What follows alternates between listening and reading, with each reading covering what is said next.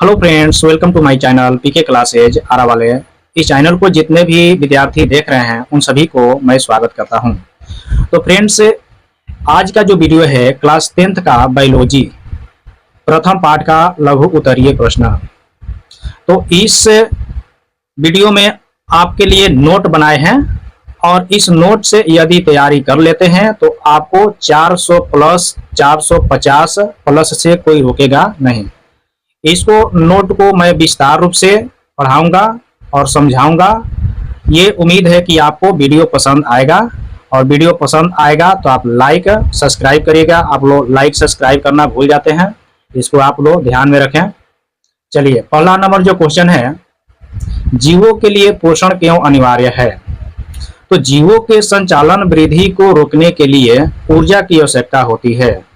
ऊर्जा प्राप्त करने के लिए खाद्य पदार्थों की जरूरत होती है जो पोषण की क्रिया से प्राप्त होती है।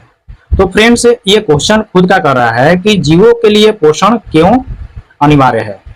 तो यदि जीव पोषण नहीं करेंगे, भोज्य पदार्थ अपना नहीं करेंगे, तो उसमें वृद्धि नहीं होगी, उसमें ऊर्जा की प्राप्ति नहीं होगी।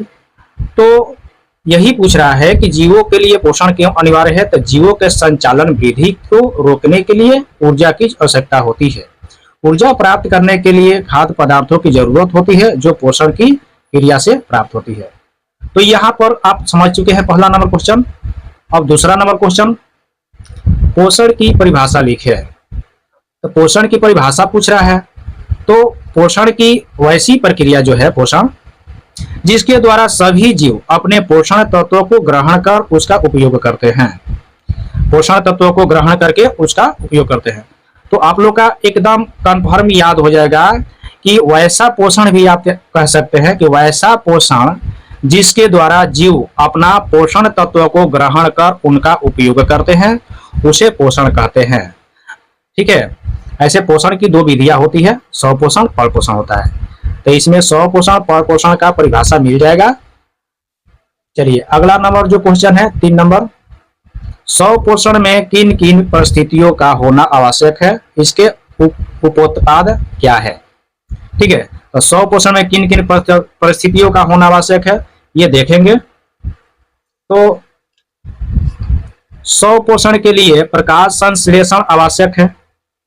हरे पौधों को सूर्य के प्रकाश की उपस्थिति में क्लोरोफिल नामक वर्णक से CO2 यानी कार्बन डाइऑक्साइड और H2O जल द्वारा कार्बोहाइड्रेट का निर्माण करते हैं।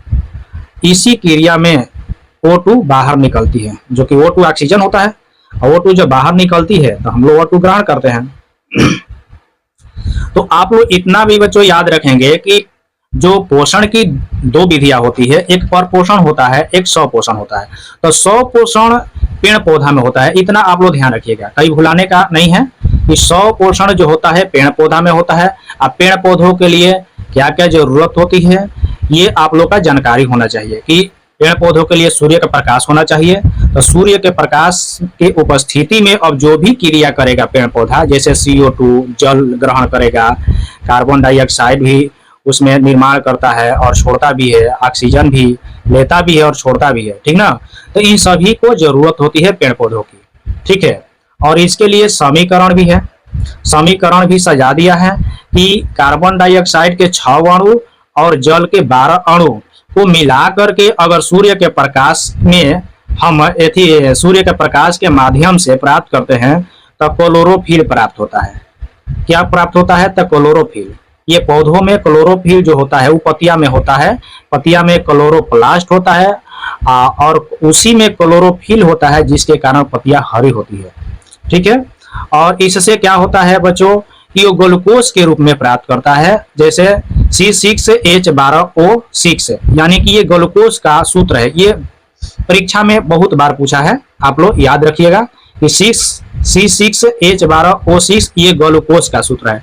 पूछेगा कि ग्लूकोज का अणु सूत्र क्या होता है तो बताइएगा आप लोग C6H12O6। और इससे क्या होता है कि इसमें हाइड्रोजन यानी कि ये जल हो जाएगा, हाइड्रोजन और ऑक्सीजन को मिलाते हैं तो।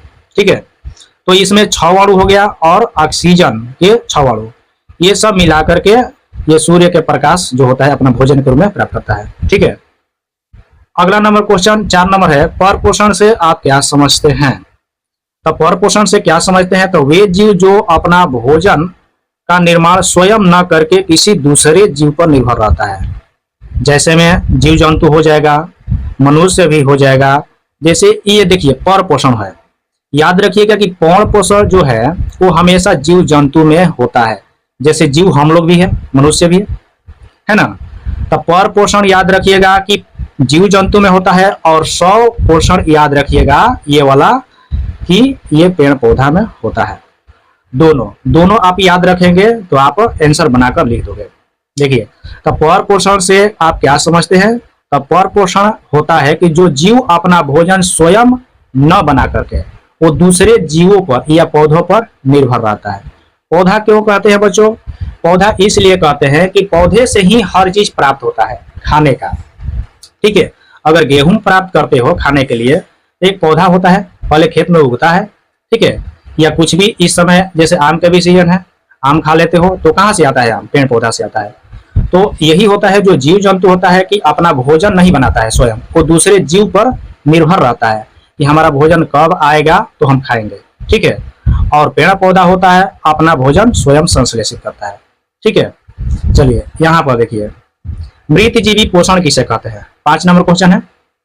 तो वे जीव जो अपना भोजन सड़े गले पेड़ पौधे तथा मृत जीवों से ग्रहण करते हैं। यानी कि मृत जीवी जो पोषण है वो सड़े गले पेड़ पौधे तथा मृत जीव से अपना भोजन ग्रहण करते हैं। तो इतना आप लोग याद रखेंगे कि जो है जीव जो अपना भोजन प्राप्त करते हैं, मृत जीवी पोषण, जो कि सड़े गले पेड़ पौधे तथा मृत जीव से ग्रहण करते हैं। तो यहां तक आप समझ लिए। अब 6 नंबर क्वेश्चन को देखेंगे।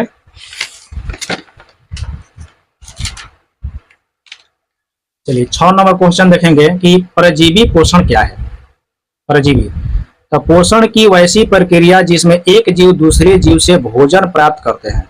एक जीव जो होते हैं वो दूसरे जीव से अपना भोजन प्राप्त करते हैं, जिसमें प्रथम जीव की हानि होती है। जैसे फायदा तो दोनों का होता है, एक जीव जो होता है वो दूसरे जीव से अपना भोजन प्राप्त करता है।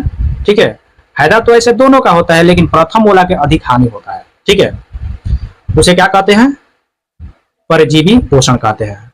7 नंबर क्वेश्चन जो है, प्राणी समपोषी जीव किसे कहते हैं? प्राणी समपोषी जीव किसे कहते हैं? तो वैसा पोषण जिसमें जीव अपना भोजन दूसरे प्राणी के संपर्क में रहकर भोजन ग्रहण करते हैं, उसे प्राणी समपोषी जीव कहते हैं। ठीक है, वैसा पोषण जिसमें जीव अपना भोजन दूसरे प्राणी के संपर्क में रहकर भोजन ग्रहण करते हैं, उसे प्राणी समपोषी जीव कहते हैं। 8 नंबर क्वेश्चन है कि प्रकाश संश्लेषण से आप क्या समझते हैं? तो इसमें बच्चों ध्यान रखिएगा कि वैसी प्रक्रिया जिसके द्वारा जीव अपने भोजन का निर्माण की क्रिया को पूर्ण करते हैं, उसे प्रकाश संश्लेषण कहते हैं। तो यहाँ पर बच्चों आप लोग ध्यान रखेंगे कि जीव जो होता है, ठीक है, तो जीव में तो प्रकाश संश्लेषण से जरूरत नहीं है। ठीक ना, तो यहाँ पर ये जो है क्वेश्चन हम रॉन्ग मानते हैं, क्वेश्चन को रॉन्ग मानते हैं, आंसर को। हम आपको परिभाषा बता रहे हैं कि प्रकाश सूर्य के प्रकाश की उपस्थिति में, ध्यान दीजिएगा, सूर्य के प्रकाश की उपस्थिति में पेड़ पौधा को भोजन बनाने की प्रक्रिया को प्रकाश संश्लेषण कहा जाता है। तो सूर्य के प्रकाश की उपस्थिति में जो पेड़ पौधा भोजन बनाता है, ठीक ना, उसी को क्या कहते हैं बच्चों? प्रकाश संश्लेषण कहते हैं। ठीक है, अगला नंबर क्वेश्चन 9 नंबर, पतियों को प्रकाश संश्लेषी अंग क्यों कहा जाता है? पतियों को प्रकाश संश्लेषी अंग क्यों कहा जाता है? तो इसका आंसर है कि प्रकाश संश्लेषण की क्रिया शुरू से अंत तक क्लोरोप्लास्ट में ही होती है। शुरू से अंत तक कहाँ होती है? क्लोरोप्लास्ट में। क्लोरोप्लास्ट में क्लोरोफिल वर्णक पाए जाते हैं। आप लोग का पहले भी बताए हैं कि क्लोरोप्लास्ट में ही क्लोरोफिल होता है, जिससे पत्तियां हरी होती है ना। ये पौधों के पत्तियों में पाया जाता है, इसलिए पत्तियों का प्रकाश संश्लेषी अंग कहते हैं। ठीक है, यहां तक समझ लिए। अब 10 नंबर क्वेश्चन को समझेंगे। 10 नंबर क्वेश्चन है, भोजन के पाचन से आप क्या समझते हैं? तो भोजन के पाचन से आप क्या समझते हैं? तो यहाँ आंसर है कि वह प्रक्रिया जिसमें एंजाइमों की सहायता से जटिल भोज्य पदार्थ को सरल अणुओं में अपघटित किया जाता है, जिसमें से अवशोषित होकर हमारी कोशिकाओं में प्रवेश कर सके। ठीक है, उसी को क्या कहते हैं? पाचन कहते हैं। ये समझिएगा, वह प्रक्रिया जिसमें एंजाइमों की सहायता से जटिल भोज्य पदार्थों को सरल अणुओं में अपघटित किया जाता है, जिसमें से अवशोषित होकर हमारी कोशिका में प्रवेश कर सके, उसे क्या कहते हैं? पाचन कहते हैं। ठीक है, 11 नंबर क्वेश्चन देखेंगे। मनुष्य के मुख गुहा में कितनी लार ग्रंथियां पाई जाती है? उनके नाम लिखे। मनुष्य के मुख गुहा में कितनी लार ग्रंथियां पाई जाती है? उनके नाम लिखे। मनुष्य के मुख गुहा में 3 लार ग्रंथियां पाई जाती है। पहला नंबर है पैरोडिट ग्रंथि, और दूसरा नंबर है सबलिंगुअल ग्रंथि, और तीसरा नंबर है सबमैंडिबुलर ग्रंथि। तो ये तीनों ग्रंथि है, फिर से पढ़ देते हैं। पैरोडिट ग्रंथि, सबलिंगुअल ग्रंथि और सबमैंडिबुलर ग्रंथि।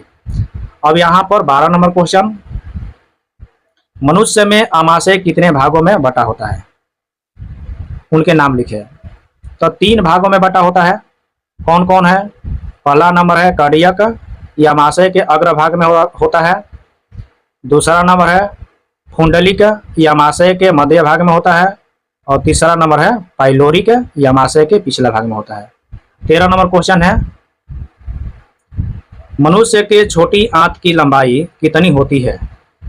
छोटी आंत के 3 भागों के नाम लिखे। ठीक है, तो यहां पर है मनुष्य के छोटी आंत की लंबाई लगभग 6 से 7 मीटर तथा चौड़ाई 2.5 सेंटीमीटर होती है, यानी कि 2.5 सेंटीमीटर। और छोटी आंत का 3 भाग जो होता है वो ग्रहणी होता है, जेजुलम होता है और इलियम होता है। ये 3 भाग है, ग्रहणी, जेजुलम और इलियम। तो ये वीडियो अच्छा लगा होगा तो आप लाइक करिएगा, सब्सक्राइब करिएगा और अपने दोस्तों के पास शेयर करिएगा। आप लोग लाइक सब्सक्राइब करना भूल जाते हैं, तो ये आप लोगों से रिक्वेस्ट है कि आप लोग लाइक सब्सक्राइब करें और दोस्तों के पास शेयर करें। जय हिंद।